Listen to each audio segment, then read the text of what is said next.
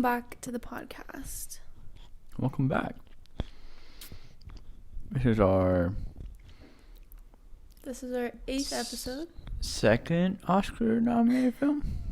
This is our 8th episode, our third Oscar-nominated film of 2022. And yeah. We watched You haven't seen ... Nightmare Alley. What? Question mark. By Guillermo del Toro. Mm-hmm. What a lovely experience it was. Really? Yeah. Is that what you're gonna say? What are your thoughts? I just want to hear your thoughts for once. That's how it always goes. I always say, what are your thoughts? I want to hear yours. Bet. No, I'm tired. I'm tired. It was a doozy. It was a long one. 2.5 hours of Bradley Cooper. Yeah. This, I will say, starting off, this is a movie I much would have preferred to see in theaters. I think it would have hit a lot harder in theaters. Yeah, Nightmare Alley by Guillermo del Toro.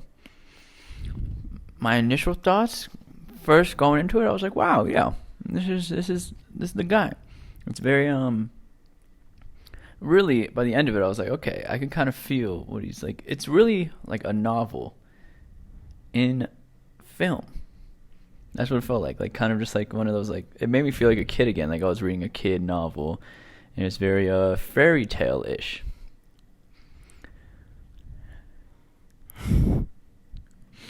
And and that's all I got for now. I'm tired of being the one to say everything. So, and I want to hear your opinions first. Your full out there opinions. What do you expect this? Would you nominate this for Best Picture if you had the ability to? Would I nominate for Best Picture? I understand why it's nominated for Best Picture. Yeah. But would you? From the few that we've seen, I think it belongs in the running over some of the other ones.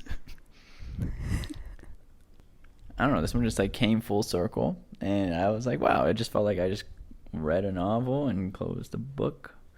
I don't know. It was like just a little piece that like you put on your like little bookshelf and just like have it. What were you expecting before you watched it? Like, did you know what it was about or anything? No. I did know the cast list before, and I saw it and I forgot it, and then I remembered when we were watching it. But Toni Collette is in this movie, and she is like the face of horror movies now, and thriller is what I consider her to be at the moment. And yeah, she's really out there. Like, she's one of my favorite actors for sure. And that's pretty much all I knew.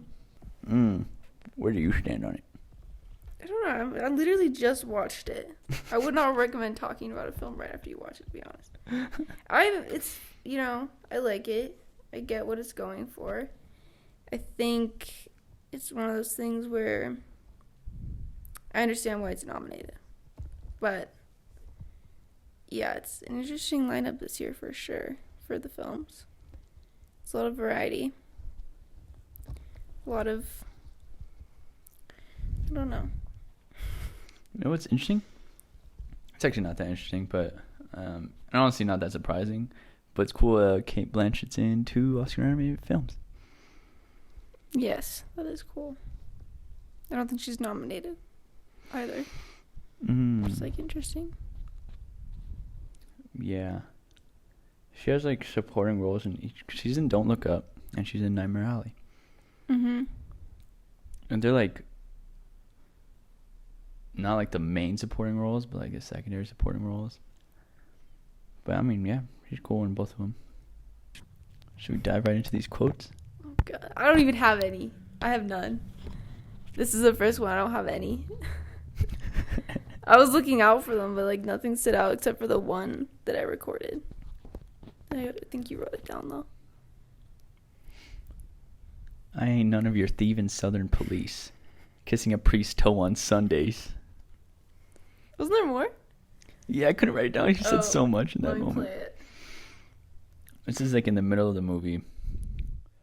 Oh yeah, I can't record this on Snapchat.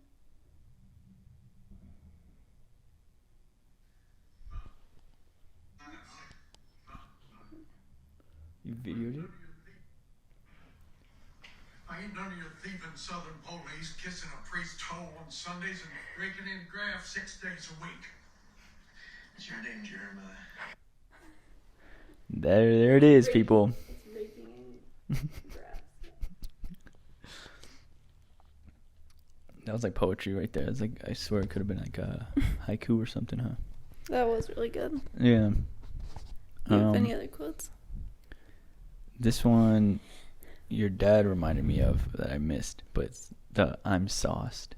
It's mainly to reference and bring up the word "sauced." How often we've been hearing it in movies lately. Yeah, it's just the other one in this one, right? Just been two. Yeah, what was it? The Power of the Dog and yeah. this one, yeah. Yeah. They both said sauced. It was weird because it's just been back to back. That is weird. Mm-hmm. Sauced means drunk, by the way. Very juiced up. Yeah, what other things they say? I don't have any quotes, so. What happened to you? Life. Life happened to me. I honestly forgot who said that. Yeah, I'm trying to place it. I remember when they said it, though. I think it was Kate Blanchett. Oh, yeah, when she has a scar.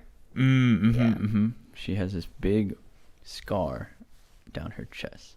We don't know from what, but life. But Bradley Cooper examined it very closely. Took his opportunity to make sure he knew what she was exactly talking about. Any other quotes? That's all I got. Yeah, it wasn't really a quotable movie, to be honest. There wasn't a whole lot that I was like, oh, yeah. Yeah, That's those funny. Yeah. Spoilers. What else can we talk about?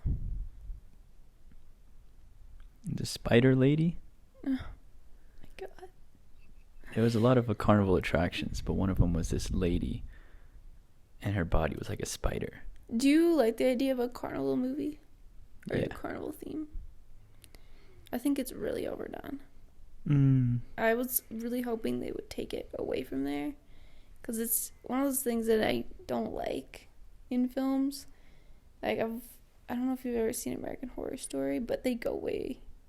Well, I don't know if it's the same level of stuff that you see there. I guess there's a little bit more in American Horror Story, but... Yeah, like, all that same stuff. Like, none of it's new. So, it's kind of like one of those things where you see one old carnival, you've seen them all. But... Yeah, I don't know. Maybe I just haven't seen a lot of carnivals. Actually, I have. And I think I've enjoyed them every time. There's a lot of movies that use carnivals, though, because it's just like... I see what you mean, though, for sure. I just, like, still enjoy them. But I could see how it would get tiring. Because they literally, like, sell human bodies to make a profit. With a lot of these people not having, like, that autonomy over themselves. Because, you know, a lot of them, you know, are considered, like, freaks. And they wouldn't be able to work a normal job. So this is the only place they can earn money. And then where are they going to go after that? They can't. Like, if you're, like, conjoined twins, like, they didn't have that in this, which is kind of weird, but... Mm-hmm. You know what I mean? Like, a lot of these people can't really have normal lives. Yeah, I guess so, yeah, if that's the carnival. Yeah, I don't know if are they still doing stuff like that today? I guess I I've never don't been to know. one. I don't think it's, like, to that extent, for sure. Yeah, I guess, yeah. I haven't seen many movies with that besides, like, The Greatest Showman and then this one. Yeah, I haven't seen terms The of, Greatest Showman, but it looked way more, like, happy. Yeah. And people were having fun there. I don't know. I didn't watch it, but... Singing and dancing. Yeah, but now it's just like a ruse to have carnival games and steal a bunch of money from people who are trying to win these impossible games, which aren't actually impossible, but very, very niche and very, very specific. Yeah. Yeah, I think carnivals are a good place to set things when you want everybody to feel uneasy, because that's how I feel as soon as I see it. I'm like, oh my God, please. Oh. The whole Euphoria episode. Yeah, that one was cool. I have just so many things that I just want to talk about Euphoria with you so bad. I'm gonna So rent. bad. Well, I'm gonna get that free week, Yeah, let me like know. right before the last episode drops, so then I can like watch it up till that. Yeah, that'll hit. Let me know, because, man. Yeah, no, I really want to watch it too, but I'm kind of glad I waited in a way because then I don't have to like. I already know some things that happen though because of TikTok, and on purpose. But as soon as it like I open the app, they're like, "Oh yeah." They don't even say spoiler warning. I don't even have time to go. They're like, "Yeah, when like really," I'm like, "What the fuck?" Yeah. I'm. Is this their 7th episode this Sunday? Yeah. Okay, and then the 8th. So I'll wait till next week to get it. Yeah.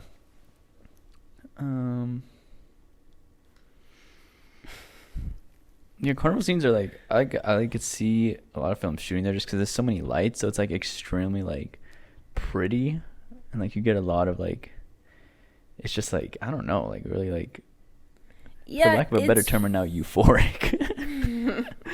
It's really fun, and I've just seen it used a lot that I'm like, I wish there was another place to do this, because it's always like, as soon as I see it, I'm like, please don't set it at a carnival. Well, especially like a freak show carnival, because it's like, yeah, I don't know. Yeah, but I don't know what to talk to you about, because you haven't seen Guillermo's other movies. And I feel like there's a lot of themes that he has. Ooh, like what? I'll guess. What? The themes you're talking about. No, I could tell you. I mean, the one thing I appreciate about him is all of his films you can tell are his.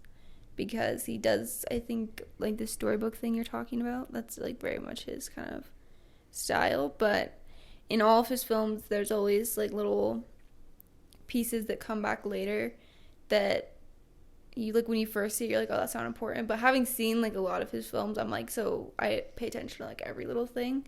Because like the littlest things will come back like later and you'll be like, okay, that's like why that's there and stuff. Yeah, definitely. I guess I didn't say what themes, but Well, we're not trying to go into specifics.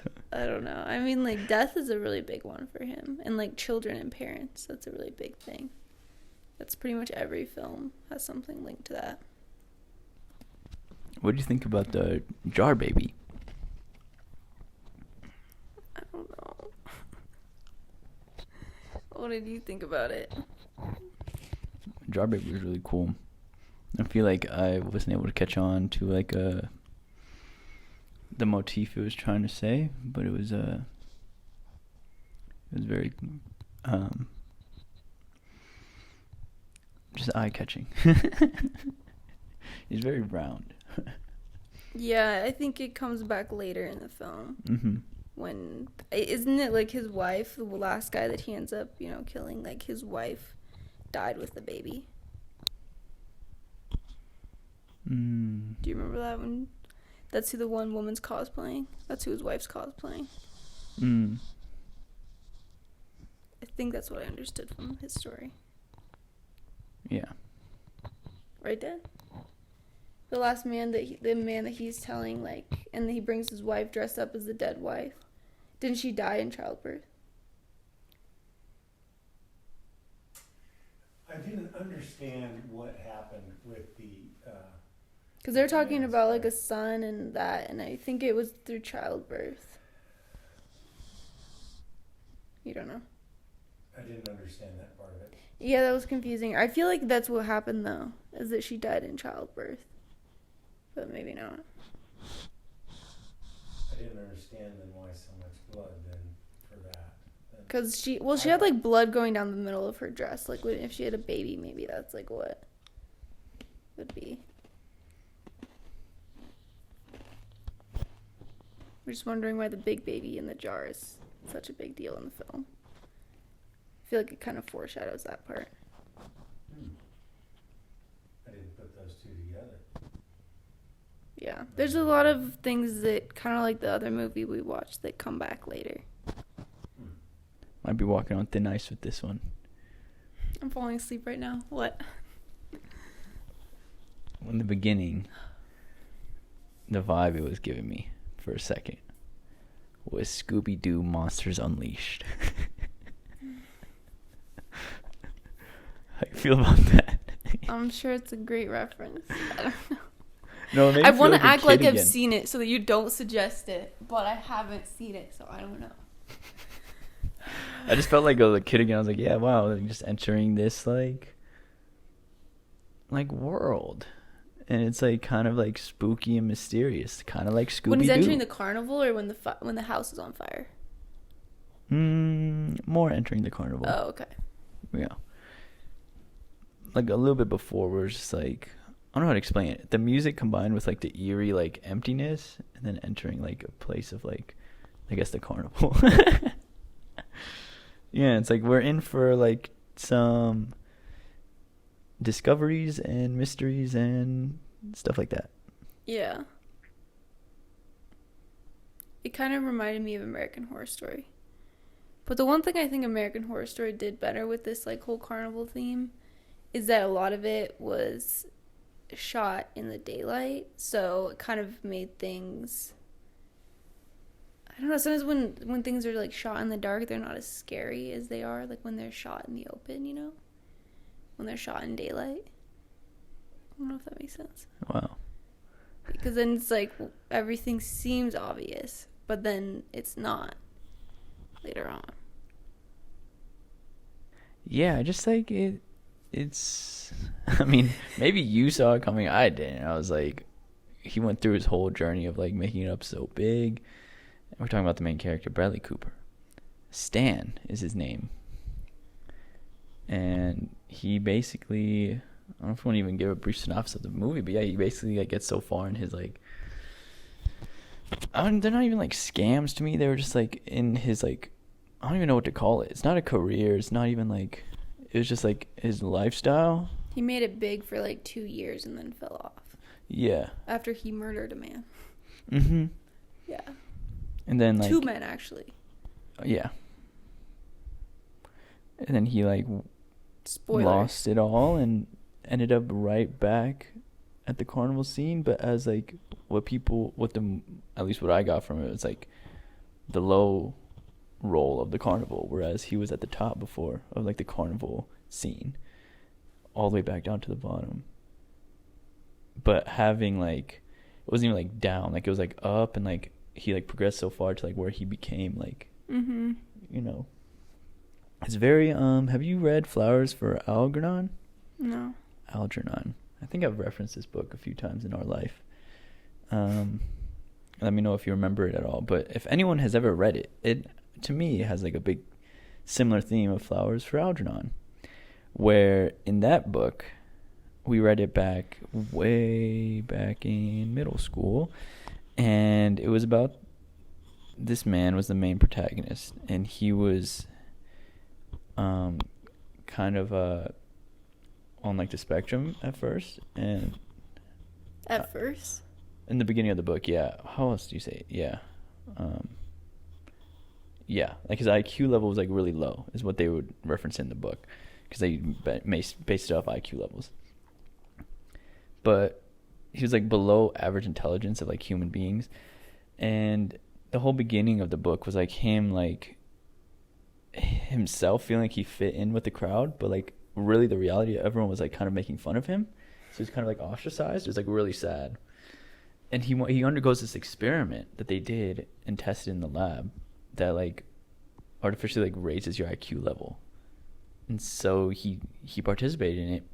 And so before, he thought he had all these friends, and then he like his IQ level started slowly increasing, and we follow his journey as it like increases, and he starts to slowly like see like people were not really his friends and were actually like laughing at him instead of with him, and like he's starting to discover all that, and he was starting to make like genuine friendships. And then there was a girl he like always had a crush on, and then like they finally like got together or whatever, and he was like finally like within like society, and like was like living what people would call like a normal life, and like had a bunch of friends and like that were like authentic and everything, and had like meaningful experiences together. But then his IQ kept growing and growing until he was like above the average IQ and like average human intelligence level, where he couldn't relate to like his peers anymore. Like like he couldn't, like all the conversations they would have was like below his like interest level. Like he just like couldn't do it, you know, like he like wanted to, but he didn't know what was happening. He got like so far, like he got so like intelligent that like he was like ostracized again. That was a very long-winded story. So they made you read that in middle school, though? Yeah. That's crazy. I've been thinking about it Like, ever get since. smart, but not too smart. Yeah, I've been thinking about it ever since. Yeah, it's Seems like like a way to stunt your, learning journey. Just be like, you want friends, right? Don't get too smart, please.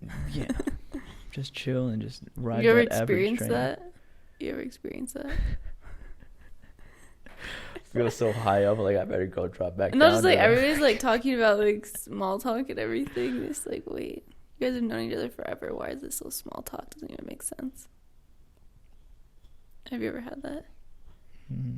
Oh, like someone tell me like, why are we talking so small still? No, but like you're like in a conversation, but like everyone's like talking small talk.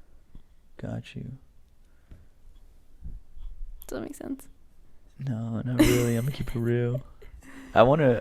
It sounds interesting what you're It's saying. hard, you know. It's just hard. Though. It sounds interesting though. It's not. You're saying why? Like everybody's still talking small talk, and you're like, why? Like we've known each other forever. Oh, you feel like that? Like, why can't we talk about something cooler? Yeah. You ever said that? No, I just don't talk. I get tired. Yeah, I don't usually like. That's very existential. That's cool. That's how I feel in big groups of more than like 4 or 5 people. In like here, I've never experienced like feeling like I can't get. Because it's not even like I don't even. Because you're not saying like you can't get a word and you just like aren't talking. Yeah, it's like I don't have anything to add to this. Like other people are adding stuff I would already add, and nobody's asking me anything. So it's like, why would I add anything? You know. Yeah. That's how I feel about it. No, I feel that. And if my opinion is too different from everyone else, I'm definitely not saying anything. No, I feel that. I haven't like really like remembered times like that, but I've definitely been through or done that too. Or just like, and it's like, yeah, no, I feel that, and then you just head back to the car and go home. Ooh, those are the best type of nights.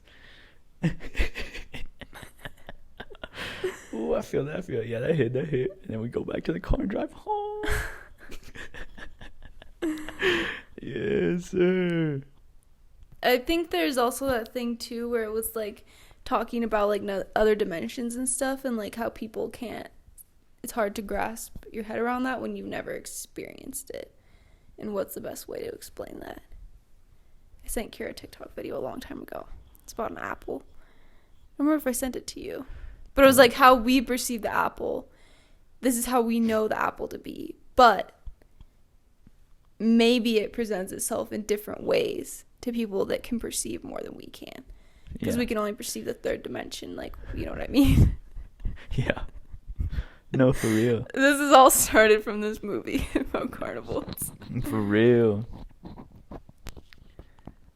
No, like there's a whole different conversation to be had about like intuition and extrasensory perception and all that jazz.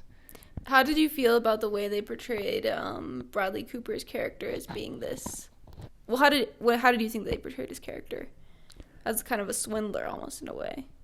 And a fraud, made it seem like. Yeah, it was amazing to see because like they presented the scenes that he would be doing like his performances, and you really wonder, it's like has he known this person? And you think like after it's gonna be like they'll show like them talking and like, oh yeah, how they like planned it before or whatever, and you don't know exactly what happened, and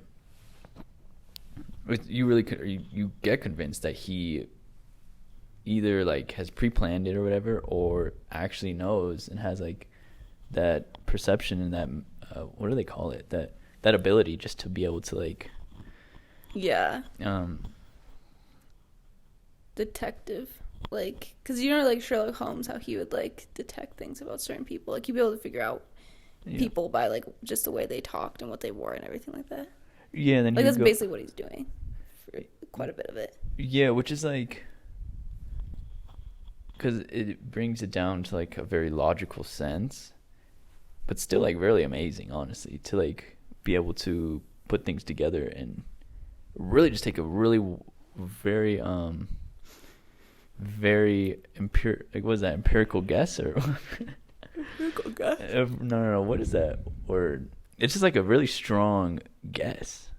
Like he just like hopes that there's a part. Yeah, I see what you're saying.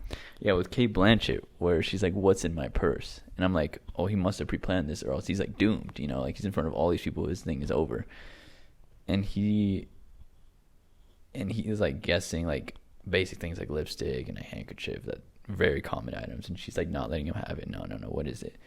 And it's like he's like, it's a pistol, yada yada, and it's like boom boom boom, and it was, and it's like wow, yeah, they definitely know each other, but they didn't, because and then he explains his whole like breakdown of like, your lady, there's nothing on you, like it's like very like wired, like you have no you're not married, you have no wedding ring, you haven't been married for a while, you seem like a person who wants to go out a lot, like the way you were holding the bag makes it seem like it's super heavy, and it's like, what else could it be? Like if you're going out a lot and you need protection, it's a gun. Yeah, I really want to see people like that in real life, because I've seen quite a few people like that in these movies, and they have like all these good detective skills, but obviously it's a movie, so you know, the writers can do whatever, but like in real life I want to know if that works. But I was more interested in the book, the little red book that he had, and like where that was going, because that was like, because what does the one guy say that dies? What's his name? Pete? I think it was Pete. Yeah, Something it's like like that. you could lose your mind or whatever. Because like once you convince yourself that once you believe the lies, then you convince yourself that I don't know, something about like believing the what was it, Dad? Do you remember? It was like him being like, once you practice these lies too much, you'll end up believing them, and You'll then end you up won't believing them, yeah. you won't have any concept of reality or something like that. Yeah. Which is kind of what ended up happening. But I wanted to know like where it went, because it never really got like supernatural, and I guess I was confused in the book of how that was like. I think it's just a book of how to read people. Because remember I think when that's pretty much his tricks of reading people. This is how you go about doing it, and you feel like you know them, you know, and that's what he meant, is that you fall into this lie that you know these people. You're actually a mind reader, but you're not. You ingrained all these ways to read people, like what he wrote in there, and then you believe that you can not just read people. You know. Yeah, and he got kind of saying that. Yeah. You kind of flipped to where you think you know how to see the future, whatever, in a sense, but you're just reading people just because people are that way, is what he says. Yeah, but you're right, because then that whole thing like ended up backfiring because he believed Kate Blanchett's character. Yep. And yeah, left her with all the money and everything like that, and didn't think that she was going to sabotage him in the end. Yeah, and like a big turning point being him on the polygraph, and him having like talking with the daughter, but then the polygraph was like reading lies the whole time up until that point where he's like talking with her, communicating, and it was like not a lie to him. Yeah, in the background, I think he said half of them were lies, you know, what they said when they went back there, but when he said about his daughter and such, he believed everything that he was trying to convince. Yeah. But yeah, like he was finally crossing that threshold, like he's trying to believe what he's saying. Well, I feel like he could believe that because, like, Kate told him that stuff, though. You know what I mean? Like, I think that she told him about that, and then that's why she was upset later. Like, I can't tell you anymore, because he would know he's going to figure out that I'm giving you these, you know, secrets because I'm the only person that knows about them. Oh, yeah. So maybe that's part of the reason I think he believed it, but yeah. No, yeah, that's very true. I thought it was going to backfire at him there, but it didn't. Yeah.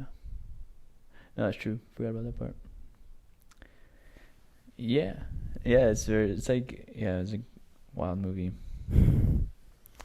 About taking things, just like, I always think of like high school grading curves, how they want it to always look like one of these, you know? Oh. for a film? Mm-mm. Oh. Like how like grades, like they want a little like they if they were giving like all students A's, like it would look like a slow, like everyone would be getting A's, and they don't want that. Is what they talk about in school. They want like some A's, some like F's, and then like a lot of like C's. It's like what like a healthy graph looks like, because not everyone could be doing super well, or else the teacher's gonna be like too much of a pushover. But then everyone can't be failing, or else the teacher's like doing too much or whatever, like not doing like, a great job. Which is like messed up to think about, but they want to push everyone into this average. Yeah, which is I feel like a really big theme in this movie as well. Pushing people to average?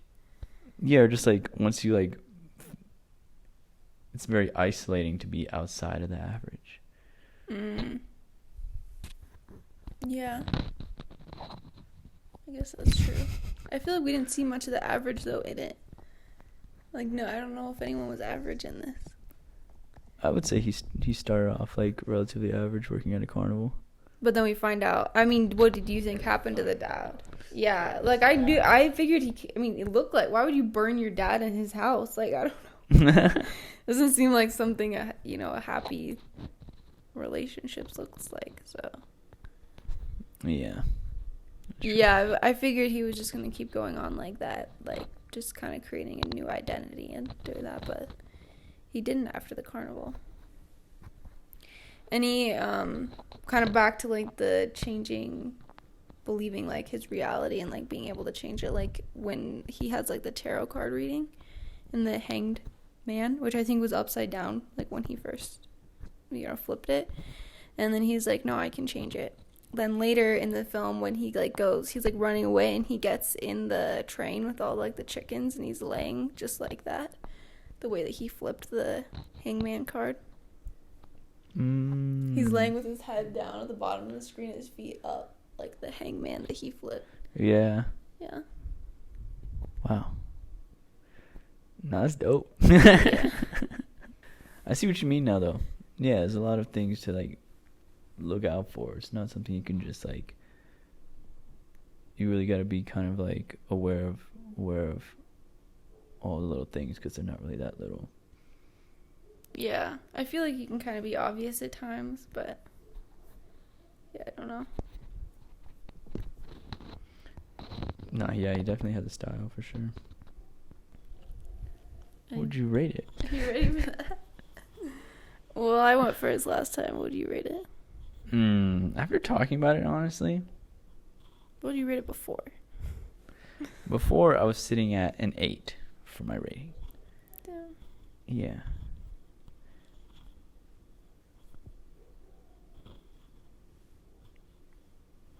I would honestly have to probably watch it again. I kind of do want to watch it again now. 8.5. What do you rate? Outlawed half points. Oh. I would give it an 8. But Heck, no, we're just nodding. Heck yeah. I'm falling asleep right now. This is episode 8. Yeah. We've recorded like 4 back to back, so it's probably why it's been a lot of movies this week. Talking about them. Mhm. There's not a lot of movies really to watch in a week. It's just like talking about them right after too. Yeah, it's kind of run out of words to say. Yeah. It would just be nice to have like a fresh eye, because we didn't even get to talk about. Yeah, there's so many things that you could talk about in a film. There really are. Kind of been on like a routine, but yeah, we'll come back with a fresh mind Yeah. with a banger movie. Well, we'll come back for a next episode. Our next episode. Yeah, I guess it's kind of is a nesting episode where we talk about all of the Oscar films that we've seen and which we hope will win. Yeah. Do you have any to call right now that you think will win? Last time it was Dune for you. For both you hope and you know. Honestly, it'd be sick if this won. I'm not gonna lie. I think Dune's gonna win still, though. I wouldn't be mad either way. I feel like it'd be really surprising if Dune won, for the fact that it's a sci-fi, and those usually don't, but it could. It's long, and I honestly would be disappointed if it won because of how big the budget is and that. But it could win. Of all the movies, I don't know. They're all so different, honestly.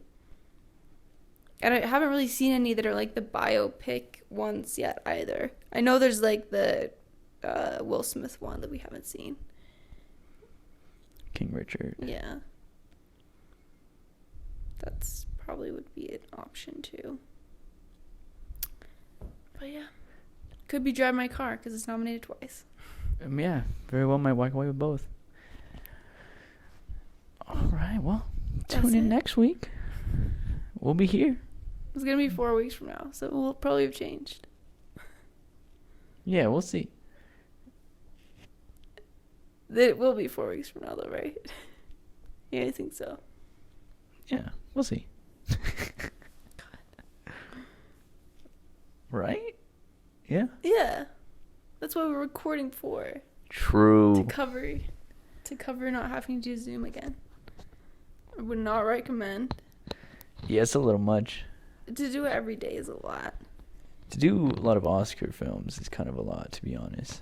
I kind of want like a breaker in there, like Ice Age or something.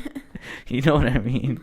There's a lot of these that are like really dissectable, but it's like, yeah, I'm like kind of dissected out. You didn't enjoy that part of film school? I didn't do a lot of that in film school. No, that was probably one of my favorite classes was media aesthetics, where we dissected like, but it was very like much like we just talked about costume and then cinematography, and then we talked about set design and stuff like that, which is all cool. of which we've never talked about. Yeah, which would be cool. That we should maybe we could have like a mile marker. Yeah, we'll figure it out. It's only our 8th episode. Yeah. Yeah. Only 2 months. It's really only been a month because, or maybe it's been a month and something because we did miss a week. But we only count a month because we've had to record 4 in a week, so. But we did that. Yep. All right. Tune in next week.